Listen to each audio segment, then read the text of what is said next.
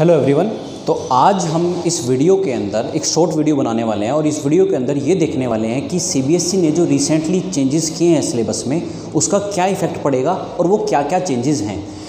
एक रिसेंटली बच्चे जो गलती कर रहे हैं मेरे सामने, बच्चे क्या कर रहे हैं, सिर्फ सीबीएसई वेबसाइट से डिलीटेड पोर्शन जो है वो डाउनलोड कर रहे हैं। बट आपको बच्चे एक चीज़ और डाउनलोड करनी पड़ेगी, वो रिवाइज्ड सिलेबस जो ऊपर वाले कॉलम में है आपको वो भी डाउनलोड करना पड़ेगा, तब दोनों को एक साथ एनालाइज करना पड़ेगा।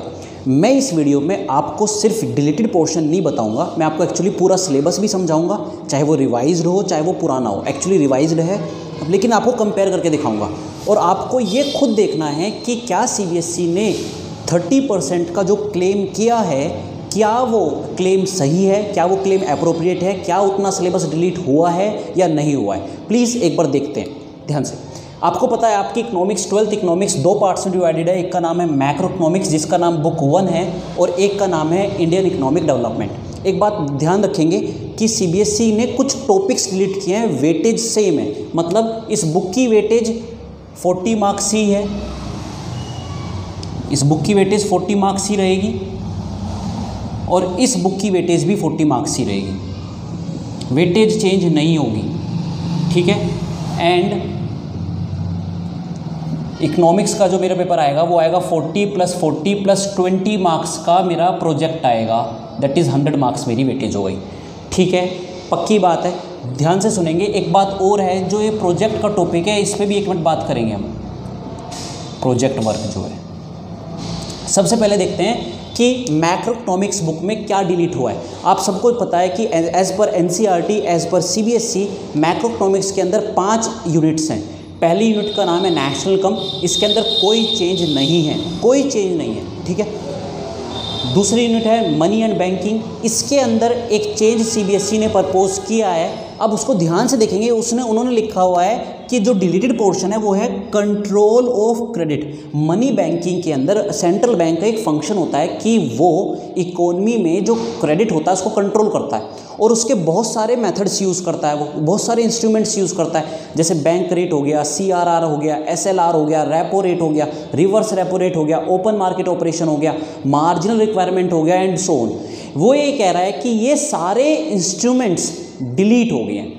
लेकिन अगर आप एक चीज़ ध्यान से देखेंगे, अगर इसका आप रिवाइज सिलेबस देखेंगे, डिलीटेड पोर्शन नहीं रिवाइज सिलेबस देखेंगे, उसमें ये फंक्शन अभी भी है, मतलब इस फंक्शन का मीनिंग करना है बट इसके इंस्ट्रूमेंट इस चैप्टर में नहीं करने।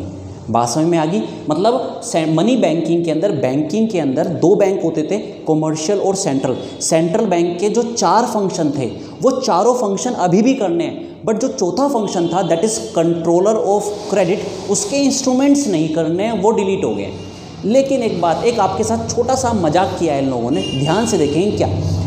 इसके बाद एक यूनिट है जिसका नाम है determination of income and employment. इस टॉपिक में से कुछ भी डिलीट नहीं हुआ है। रेदर एक आपको एक बात समझनी पड़ेगी कि जो determination of income and employment chapter है, आपको पता है यूनिट है, इकोनॉमिक्स कभी 100 मार्क्स की हुआ करती थी 2 या 3 साल पहले।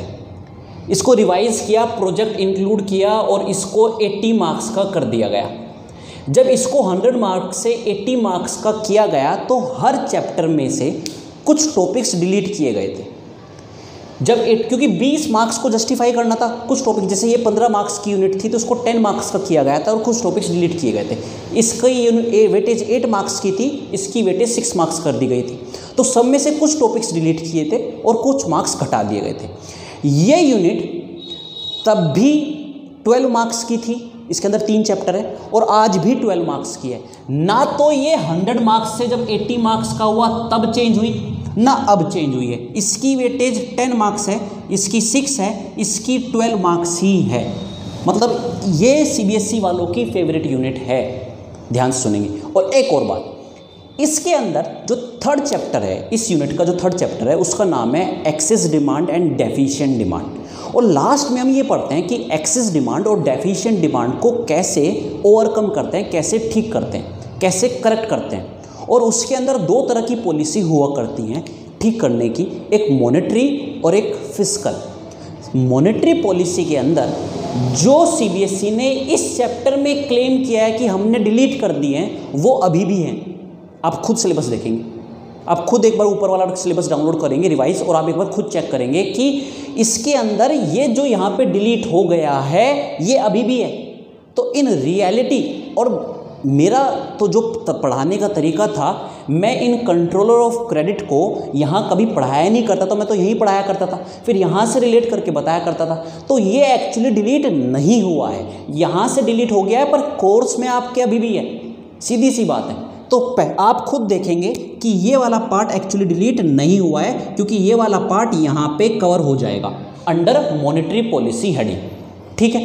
देन इसके बाद एक यूनिट आती थी, unit number 4 government budget and the economy, इसके अंदर भी कोई चेंज नहीं आया है। देन एक यूनिट आती है foreign exchange and balance of payment, ठीक है। इसके अंदर 2 चैप्टर हैं, foreign exchange and balance of payment.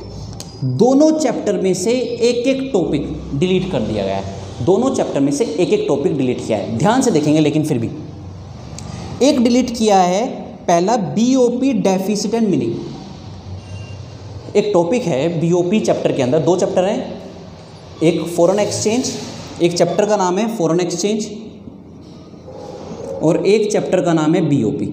इस वाले चैप्टर में से एक छोटा सा टॉपिक डिलीट किया है, दैट इज बीओपी डेफिसिट और उसका मीनिंग। इन रियलिटी ये भले ही यहाँ से डिलीट हो गया हो, लेकिन आपको एक बात बता दूँ, जब आप सेकंड बुक करेंगे जिसका नाम है इंडियन इकोनॉमिक डेवलपमेंट, और उसका जब आप यूनिट नंबर 1 और उसका जब ये 3rd चैप्टर करोगे एलपीजी, यहाँ बीओपी डेफिसिट का मीनिंग बताना पड़ेगा, बिल्कुल बताना पड़ेगा, क्योंकि वो इस टॉपिक के अंदर कवर होगा। अगर नहीं बताया तो आपको समझ में नहीं आएगा। तो ये टॉपिक भी डिलीट नहीं हुआ एक्चुअली, क्यों? क्योंकि ये यहाँ पे कवर होगा एनीवे। बीओपी डेफिसिट यहाँ पे समझाया जाएगा आपको दोबारा से, अगर नहीं समझाया जाएगा तो आपको वो पॉइंट नहीं समझ में आएगा जो यहाँ समझाने था।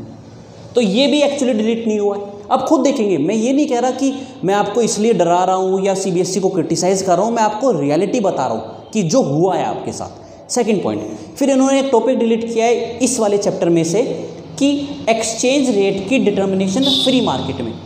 एक्सचेंज रेट 3 तरीके से डिसाइड होता था कि $1 कितने रुपीज़ के बराबर होगा, €1 कितने डॉलर के बराबर होगा। ये 3 तरीके से डिसाइड होता था, फ्लेक्सिबल, फिक्स और मैनेज्ड। ध्यान से सुनना, इन तीनों के मीनिंग अभी भी हैं, वो डिलीट नहीं हुए हैं। लेकिन जो ये फ्लेक्सिबल एक्सचेंज रेट था पहले वाला, ये कैसे डिटरमाइन होता था वो हटा दिया गया है, बस वो हटा दिया गया। और वो ना के बराबर टॉपिक था एक्चुअली। माइक्रो में आपने जो डिमांड सप्लाई सीखा था वही बस यहाँ पे करना था, और वो बहुत छोटा सा टॉपिक था।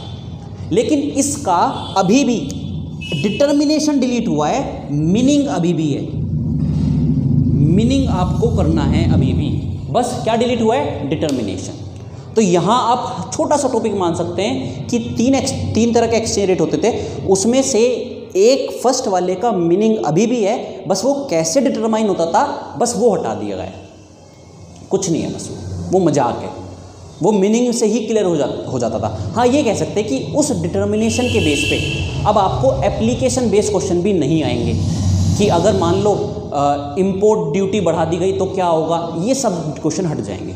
पर वो बहुत छोटा सा टॉपिक था।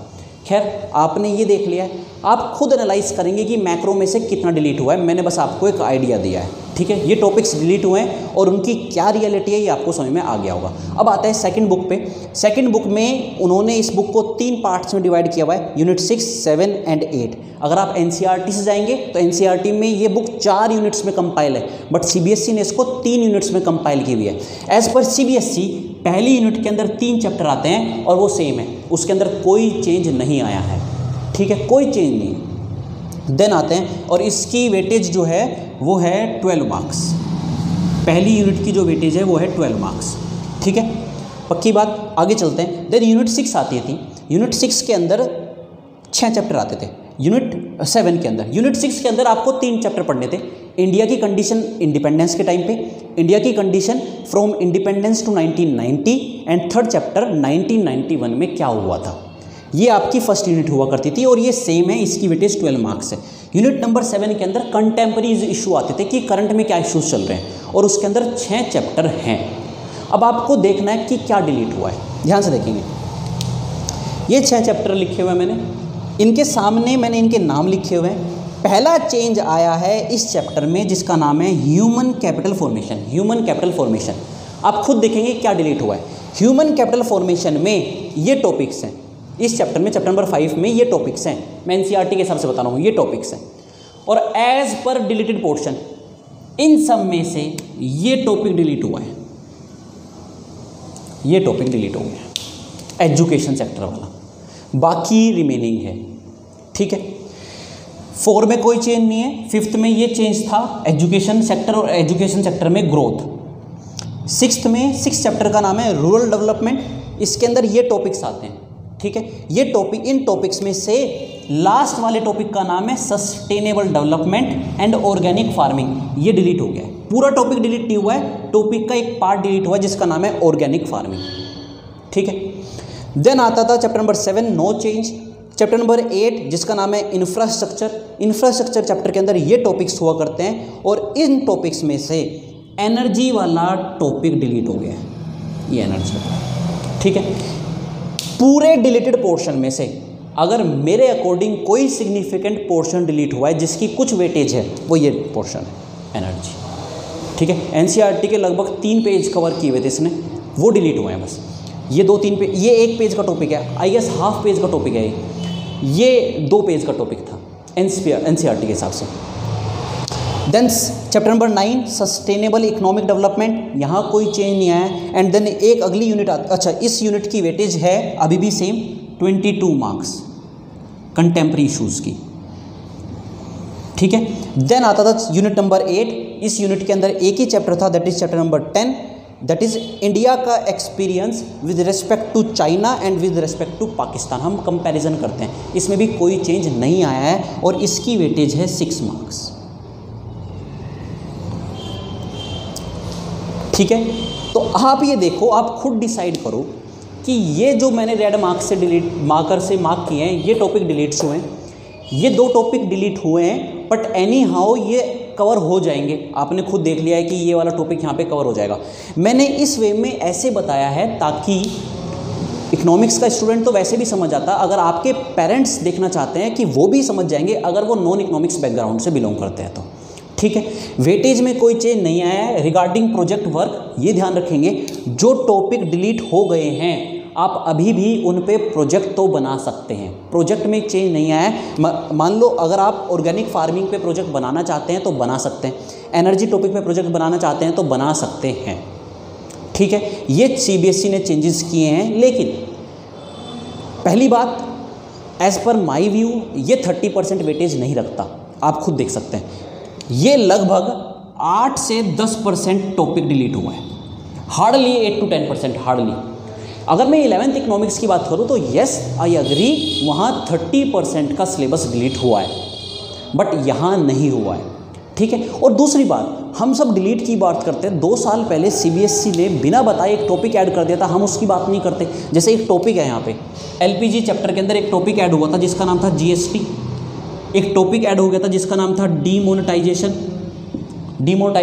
ये टॉपिक ऐड हुए तो हम इनकी बात नहीं करते।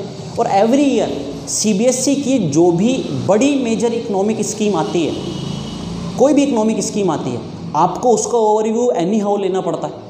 क्यों लेना पड़ता है? क्योंकि सीबीएसई वहाँ से केस स्टडीज़ बना के क्वेश्चन पूछती है। ये उनकी बात कर रहा हूँ मैं जिनको अच्छा स्कोर करना होता है।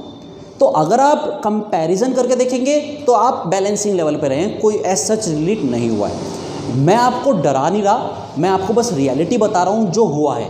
ठीक है, ताकि आप अपनी बेटर प्रिपरेशन कर सके, इस भरोसे ना रहें कि अब 30% सिलेबस डिलीट हो गया है।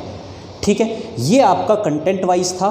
कोई भी अगर आपको इशू है कि क्या रहेगा कैसे रहेगा, आप मेरे से यहाँ कमेंट बॉक्स में अपना डाउट पूछ सकते हैं। ठीक है, प्रोजेक्ट मैंने बताया अभी भी सेम रहेगा। वेटेज आपको क्लियर हो ही गई है सबकी। अच्छा, इसकी क्लियर नहीं हुई, ये हो गया 22 मार्क्स, 22-6, एंड इन दोनों चैप्टर की वेटेज भी 6 मार्क्स है। इसकी वेटेज भी 6 मार्क्स है और इसकी वेटेज भी 6 मार्क्स है। ठीक है, ये टॉपिक्स डिलीट हुए हैं, आप इस पर नज़र मार लेंगे। ठीक है, प्लीज़ कोई भी डाउट है तो आप पूछ लेंगे।